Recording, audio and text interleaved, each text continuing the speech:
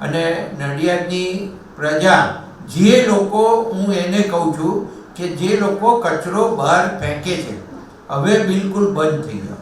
કારણ કે હવે કમિશનર દંડો લેશે, અને દંડો લેશે ને, દંડો ઉગામશે, તો એવો દંડો હશે કે દંડ એટલો મોટો ભરવો પડશે. તો એનાથી બચવું હોય તો હવે તમે કચરો બહાર નાખવાનો બંધ કરો. હમણાં જ મેં એમને કહ્યું છે તે દિવસે મીટિંગની અંદર કે 3 કે 4 પોઈન્ટ અત્યારે એવા છે કે જ્યાં આગળ રાતે કોથળા ભરી ભરી અને લઈ આવે છે, અને એમાં ડમ્પિંગની જગ્યા જે જૂની હવે તો કાઢી નાખી છે. હવે કોઈ ડસ્ટબિન બહાર રહેવાનું નથી મોટું, એટલે એ જગ્યાએ નાખે નહીં.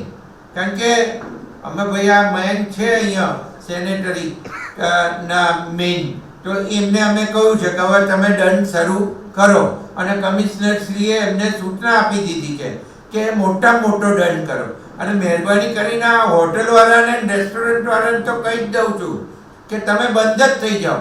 અને ભાઈ આપણે એક જગ્યા આ લોકોને કહી દો કે તમારે જો આ ભેગું કરીને નાખવું હોય અને કોથળો ભરીને તમારી જોડે કચરો હોય તો કઈ જગ્યાએ નાખો, એ પણ આ હોટલ એસોસિએશન વાળાને એક મીટિંગ કરી અને જાણ કરી દો.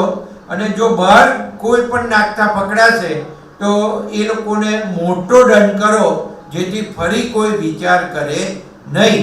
અને બીજું જે હજુ થોડો સુધારો માગે છે, સવારે જે કચરો અને સાંજે મેઇન રોડ ઉપરની દુકાનોવાળા એ બહાર કાઢીને નાખી દે છે.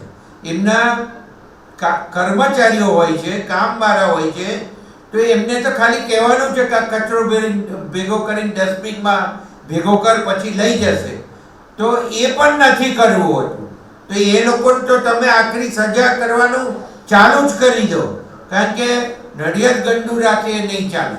અને હવે આપણે નંબર લેવાનો છે ગુજરાતની અંદર, આપણો નંબર આવવો જ જોઈએ આવતા વર્ષે. એટલે એ પ્રમાણેની આપણે આખી તૈયારી કરવાની છે.